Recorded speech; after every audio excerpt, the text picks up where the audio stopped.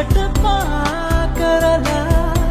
හද ගැස්ම මග නවතා දෙහඩක් ගොළුව උන්නා ඔබෙසේ මග රැඳුනේ ඇයි සංසාරයේ මේ භවයේ මා වෙනුවෙන් ඔබ මැරුවේ දැන්වත් කියන්න